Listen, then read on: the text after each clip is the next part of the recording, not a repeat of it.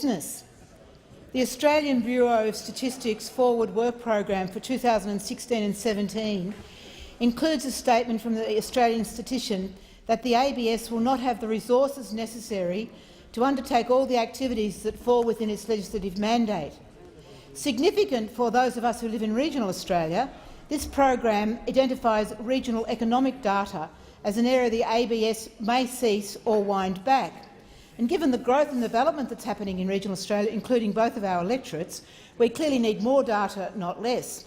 Can the minister please give the guarantee to the people in our electorates and the rest of Australia that rural and regional businesses and communities will receive, the ABS will receive the funding and resources it needs to give us people doing planning in rural and regional Australia the information we need? The member's time has expired.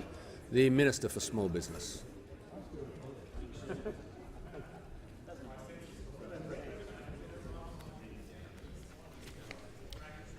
Thank you, Mr Speaker, and I do thank the member for Indi for her question. It's an important one. The Australian Bureau of Statistics routinely examines the priorities and the statistical series it will undertake in any given 12-month period.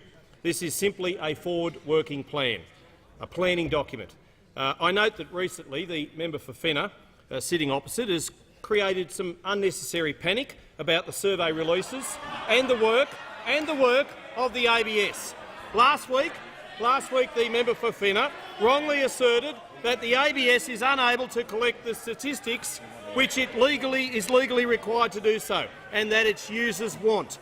This is not the case, member for Fenner. The reports that the ABS is merely looking at and consulting on, which the member for Indi refers to, are not legally required to be undertaken.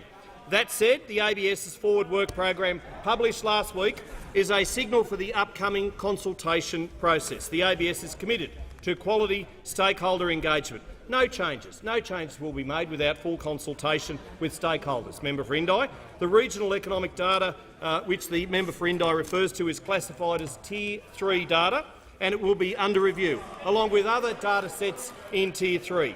This data is used to produce a national regional profile on an annual basis, the latest of which was released on 30 June this year. I can understand why the member for Indi is interested in this data set, as it provides information by region. Her and I, we used to share a common border before the New South Wales boundaries were redistributed prior to the last election. And I can assure the member for Indi that no decisions will be made without full consultation with all stakeholders. This side of the House recognises the importance of data and the role that the ABS plays. That is why this government has invested in the ABS, member for Maribyrnong, while under Labor the ABS faced $44 million in cuts. This government invested $257 million, more than $250 million, in the 2015-16 budget to support the ABS to transform its current business operating model and modernise its infrastructure.